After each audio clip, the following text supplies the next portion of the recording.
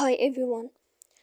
Today we will talk about how to solve deactivated Pinterest account. To know how to fix or how to solve deactivated Pinterest account, you should just go to to settings here and we click.